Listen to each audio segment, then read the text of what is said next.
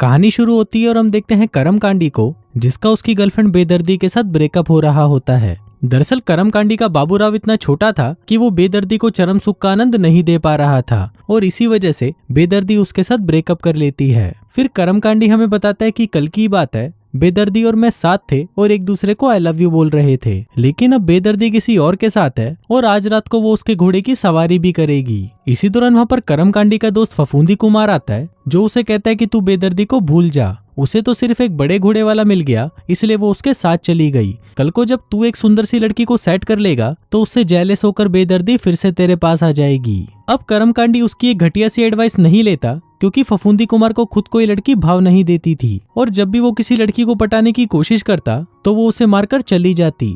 फिर हम देखते हैं कि करमकांडी एक आर्टिस्ट बनना चाहता था, लेकिन जब भी वो अपनी आर्ट क्लास में होता तो वो सिर्फ बेदर्दी की ही ड्राइंग बनाने लगता, क्योंकि वो उसे बहुत मिस कर रहा था और उसे दिन रात सिर्फ उसी की ही याद आती रहती थी। फिर एक रात करमकांडी बेदर्दी को कॉल करता है और उससे पूछता है कि क्या तुम मेरे पास वापस आना चाहोगी, लेकिन बेदर्दी उसे मना कर देती है और उसे चूतिया बोलकर फोन काट देती है। अब उसके इस रिजेक्शन से करमकांडी सदमे में चला जाता है और दिन रात सिर्फ अपने बिस्तर पर ही पड़ा रहता है। बेदर्दी के ना होने पर उसे ऐसा लगने लगा था कि उसने टट्टी तो कर ली है, लेकिन पिछवाड़ा धोने के लिए उसके पास पानी ही नहीं है। अब धीरे धीरे करमकांडी को नींद आना भी बंद होने लग गई थी। वो सोने की बहुत कोशिश करता, लेकिन काफी कोशिशों के बाद भी उसे नींद नहीं आती। अब क्योंकि रात को ना सोने की वजह से उसके पास 8 घंटे एक्स्ट्रा आ गए थे, तो वो टाइम पास करने के लिए अलग अलग चीजें ट्राई करने लगा, लेकिन इस सब के बावजूद भी ना तो उसका टाइम पास होता और ना ही वो बेदर्दी के बारे में सोचना बंद करता। फिर एक रात जब करमकांडी कुछ सामान लेने के लिए ग्रोसरी स्टोर जाता है तो वहां पर उसे एक नोटिस दिखाई देता है,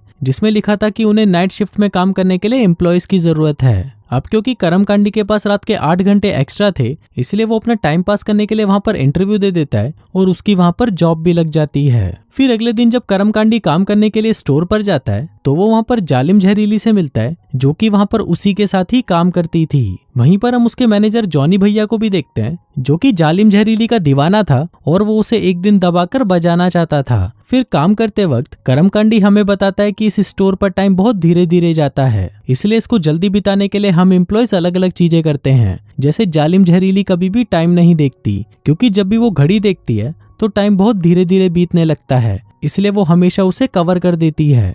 वहीं स्टोर में 2 और हरामी भी काम करते हैं, जिनके नाम थे बबलू भेंडचो और गुड्डू गंडमरा। ये दोनों रात भर स्टोर में सिर्फ बकचोदियां करते रहते हैं, जैसे कि स्टोर में रेस लगाना और कभी कभी लड़कियों के सामान में कुछ एक्स्ट्रा आइटम रख देना, जिससे उनको वो सामान लेना ही पड़ता था। और इन्हीं सभी तरीकों से वो लोग भी अपना टाइम पास करते थे।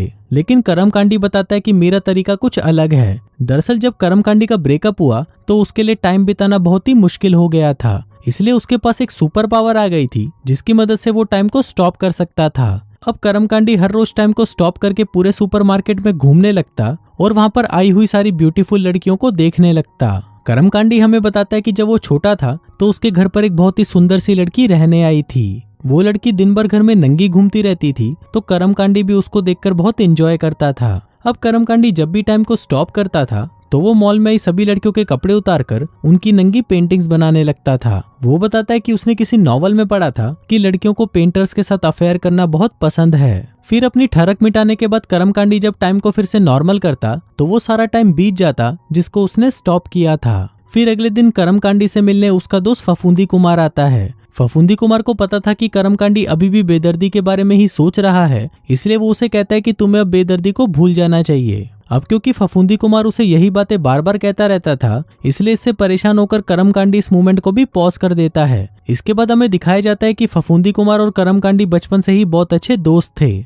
वहीं जब करमकांडी की माँ कुछ लेने के लिए घर से बाहर जाती तो वो दोनों नंगी मैगजीन्स देखकर अपना छोटा नुन्नू हिलाया करते थे। फिर एक दिन जब वो दोनों ऐसे ही हिला रहे थे, तभी अचानक करमकांडी की मॉम वापस आ जाती है और उन दोनों के खड़े नुन्नू को देख लेती है, जिसको देखकर उसे लगने लगता है कि ये दोनों आपस में ही कुछ गलत कर रहे थे। फिर टाइम वापस अनफ्रीज करने पर फफूंदी कुमार उसे कहता है कि तुम्हें कभी मेरे साथ कोठे पर चलना चाहिए। अबे सुनकर करमकांडी को अपने बचपन का एक किस्सा याद आता है, जिसमें उसके घर के पास चूची 64 नाम की एक लड़की रहती थी, जो कि 10 रुपए के बदले उनको अपना घोंसला दिखाती थी। वो अपने मोहल्ले में इतनी ज्यादा मशहूर थी कि उसके घोंसले को देखने के लिए उसके घर के बाहर हमेशा लड़कों की लाइन लगी रहती थी। फिर अगले दिन हम देखते हैं कि पहली बार करमकांडी और जालिम जहरीली की नजरों से नजरें मिली थीं। वहीं लॉकर रूम में जालिम जहरीली को भूख लग रही थी, तो वो करमकांडी का सैंडविच खा जाती है। अब ये मूवमेंट करमकांडी के लिए एक रोमांटिक मूवमेंट था और वो उस मूवमेंट को जाने नहीं देना चाहता था। वो उस टाइम को फ्रीज करना चाहता था, लेकिन जालिम जहरीली फिर भी चली जाती है।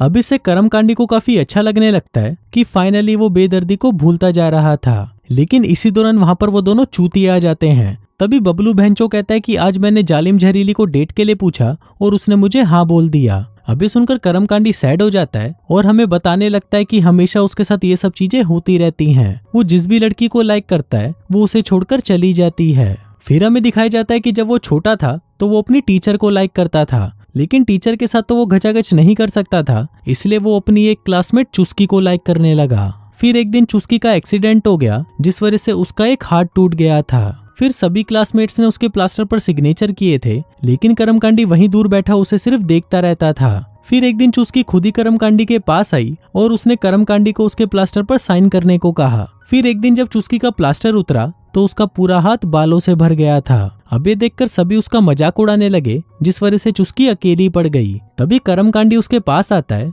और उसे कहता है कि तुम जैसी भी हो बहुत खूबसूरत हो। अभी सुनकर चुस्की को बहुत अच्छा लगता है, जिसके बाद से वो दोनों गर्लफ्रेंड बॉयफ्रेंड बन जाते हैं। फिर एक दिन करमकांडी उसे स्कूल के पीछे बुलाता है। तभी चुस्की वहां पर आती है और उससे पूछती है कि क्या तुम मेरे साथ घचाघच करना चाहते हो। करमकांडी कहता है कि हाँ, लेकिन आज नहीं, कल मुझे तुम फिर से यहाँ पर मिलना, क्योंकि कल स्कूल की छुट्टी है और यहाँ पर कोई नहीं होगा। फिर अगले दिन करमकांडी वहां पर आकर उसका वेट करने लगता है, लेकिन वो वहां पर नहीं आती। फिर बाद में उसे पता चलता है कि उस लड़की का तो ट्रांसफर हो गया है। फिर अगले दिन जब करमकांडी स्टोर पर जाता है तो वहां पर बबलू बहनचो और गुड्डू गंडमरा आपस में बातें कर रहे होते हैं। फिर बबलू बहनचो उसे बताने लगता है कि कल रात मैंने जालिम जहरीली की दवा कर ली। अब ये बात सुनकर करमकांडी का तो दिल ही टूट जाता है। लेकिन तभी वहां पर उनका मैनेजर जॉनी भैया आता है, जो उनको कहता है कि मैंने अपने दोस्त के साथ एक शर्त लगाई है और अब हमें उनकी टीम के साथ एक फुटबॉल मैच खेलना है। फिर शाम को वो सभी फुटबॉल मैच खेलने के लिए जाते हैं, लेकिन उनमें से किसी को भी फुटबॉल खेलना नहीं आता था, इसलिए वो बुरी तरह से हार रहे थे।